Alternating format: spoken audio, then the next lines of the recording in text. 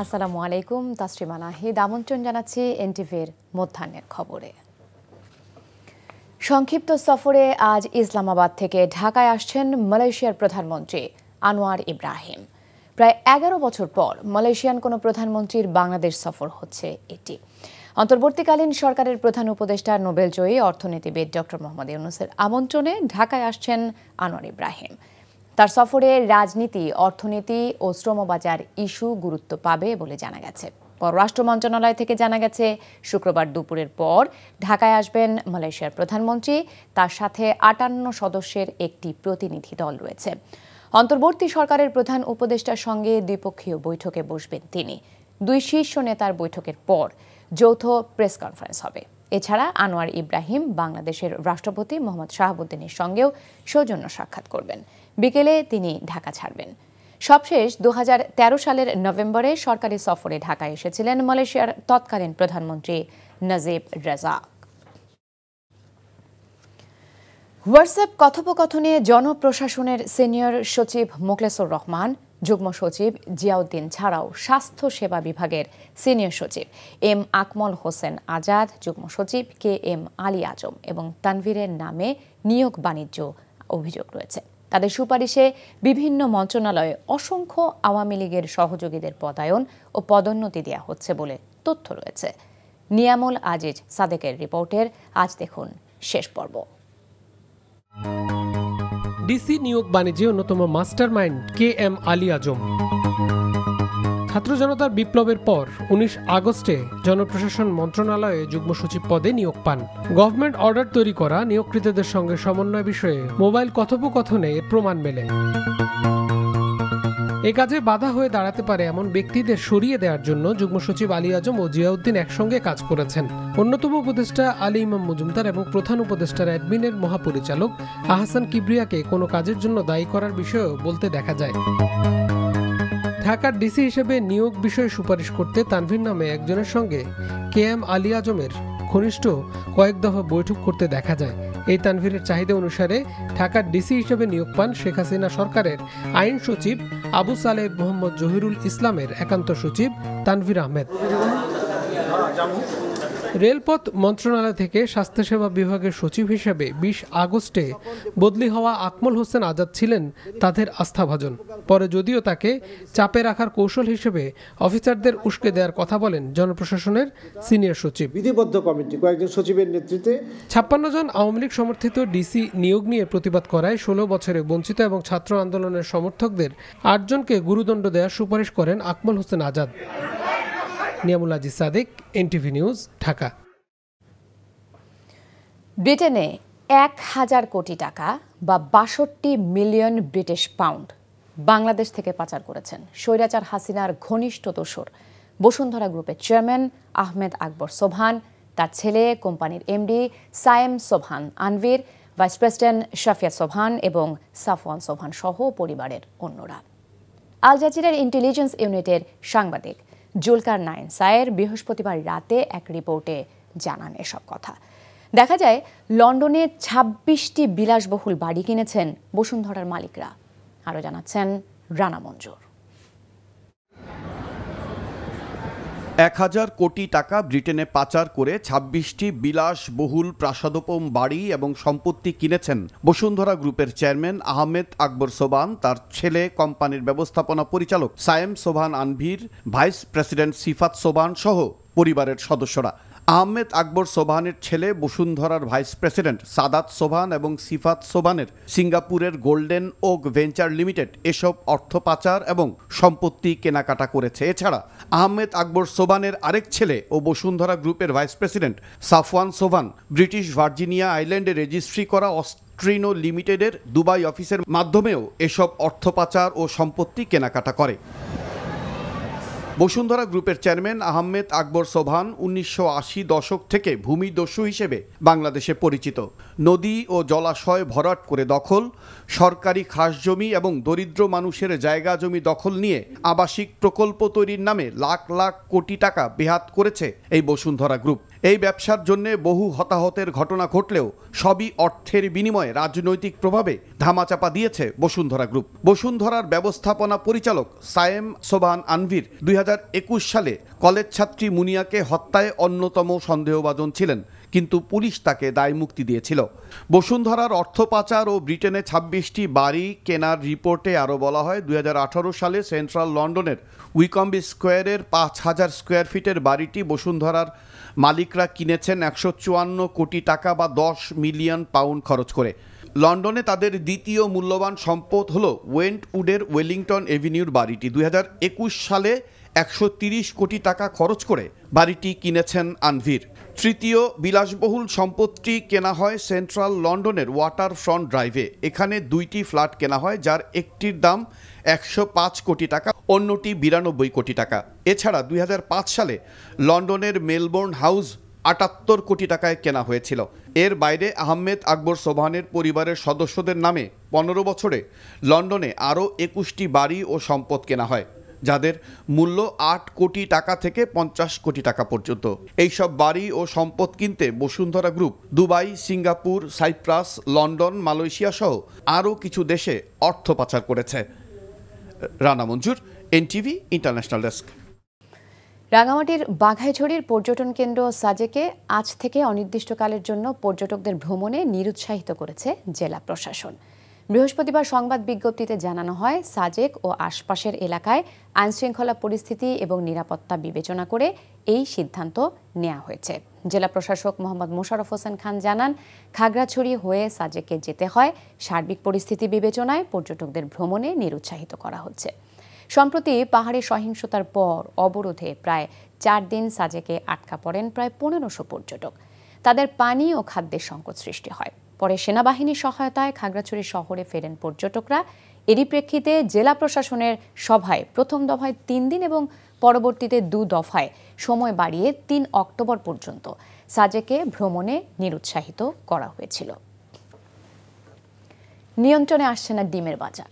চড়া মূল্যে বিক্রি হচ্ছে ডিম, আর সপ্তাহের ব্যবধানে ব্রয়লার মুরগিও বিক্রি হচ্ছে বেশি দামে। দর্শক, রাজধানীর কারওয়ান বাজারে আছেন সহকর্মী হাসানুল শাওন। কাঁচা বাজার পরিস্থিতি জানতে সরাসরি যুক্ত হচ্ছে তার সাথে। শাওন, অন্তর্বর্তী সরকার আসার পর সাধারণ জনগণের মনে তো একটা আকাঙ্ক্ষা ছিল যে বাজার দর নিয়ন্ত্রণ হবে, যদিও এখন পর্যন্ত খুব আশার কিছু দেখিনি আমরা।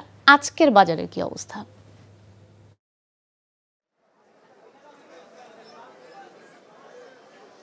তাসরিমা, আপনি যেমনটি বলছিলেন, আসলে কিছুদিন আগেই সরকারের কৃষি বিপণন অধিদপ্তর এবং প্রাণী সম্পদ অধিদপ্তর, মানে এই সংশ্লিষ্ট যে অধিদপ্তরগুলো, তারা মিলে আসলে একটি যৌক্তিক দাম নির্ধারণ করে দিয়েছিল ডিম এবং মুরগির ক্ষেত্রে। কিন্তু আমরা বাজারে আসলে এর প্রভাব একদমই দেখছি না।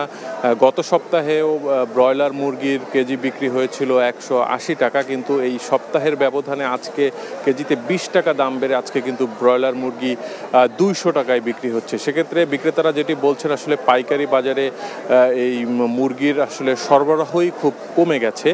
সেক্ষেত্রে তারা বলছেন যে প্রান্তিক পর্যায়ে যে খামারগুলোতে আসলে পর্যাপ্ত মুরগি উৎপাদন হচ্ছে না, যে কারণে পাইকারি বাজারে সরবরাহ কম এবং যার প্রভাবটা আসলে বাজারে পড়ছে। তো আর যদি ডিমের কথা বলি, ডিমও কিন্তু গত সপ্তাহের তুলনায় প্রায় 5 থেকে 10 টাকা বেড়েছে ডজন।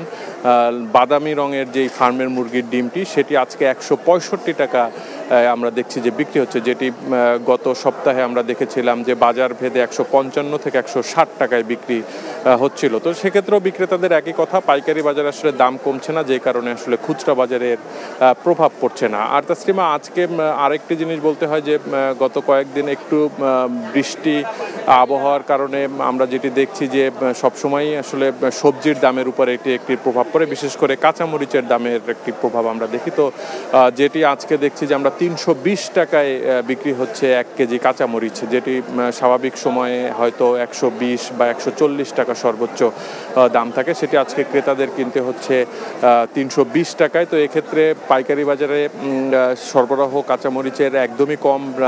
দেশের বিভিন্ন স্থানের বাজারগুলো থেকে আসলে পাইকারি বাজারে কাঁচামরিচ একদমই কম আসছে। আর এছাড়া সব ধরনের সবজিও দাম অনেক দিন ধরেই চড়া। হাতে গোনা 2-1টি সবজি ছাড়া, যেমন পেঁপে, পেঁপের দামটা একটু কম আমরা দেখেছি। তো এরকম হাতে গোনা কয়েকটি সবজি ছাড়া বেশিরভাগ সবজির আসলে কেজি প্রতি দামই 60 থেকে 70 টাকার ওপরে অবস্থান করছে।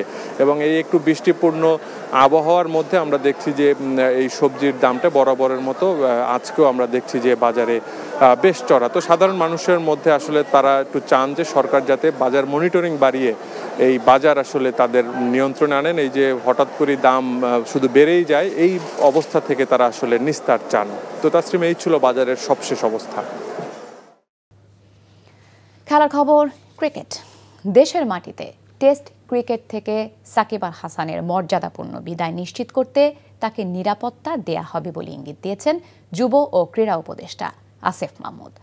দুবাইয়ে নারী টি-20 বিশ্বকাপ ভেন্যু ও আইসিসি একাডেমির কার্যক্রম পরিদর্শন করা শেষে এসব কথা জানান তিনি। ফলে কানপুর টেস্টকেই অনেকে সাকিবের শেষ ভেবে নিলেও দক্ষিণ আফ্রিকার বিপক্ষে এই অলরাউন্ডারের খেলার সম্ভাবনা বাড়ল।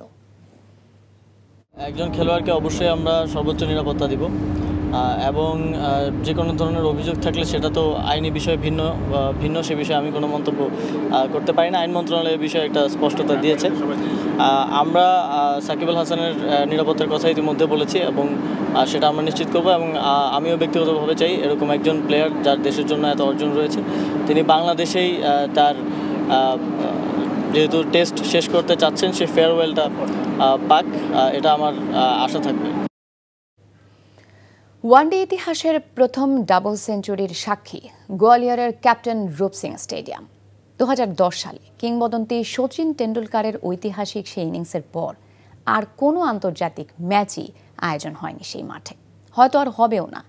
পুরস্কার হিসেবে 10 লাখ টাকার চেকটা এখনও শচীনের হাতে তুলে দিতে পারেনি গোয়ালিয়র বিভাগীয় ক্রিকেট অ্যাসোসিয়েশন। গোয়ালিয়র থেকে মমিনুর রিপনের রিপোর্ট। ওয়ানডেতেও যে ডাবল সেঞ্চুরি করা যায় বিশ্বকে তা প্রথমবার দেখিয়েছেন শচীন টেন্ডুলকার।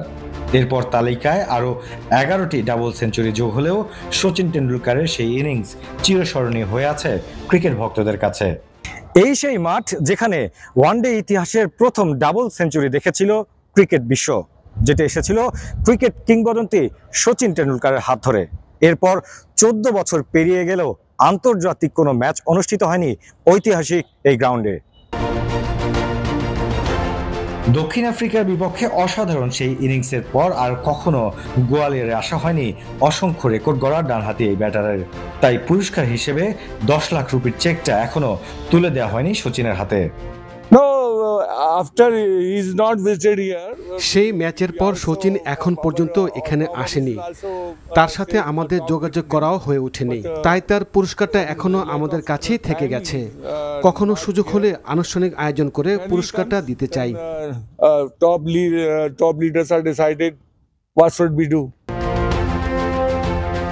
আন্তর্জাতিক ম্যাচ হওয়ার জন্য স্টেডিয়ামগুলোতে যে স্ট্যান্ডার্ড বেড়েছে তার সাথে প্রতিযোগিতা দিয়ে সুযোগ সুবিধা অত্যাধুনিক করা হয়নি এই স্টেডিয়ামটির, তাই আপাতত এখানে আন্তর্জাতিক ম্যাচ আয়োজন সম্ভব নয়। We have international stadium at Indore also.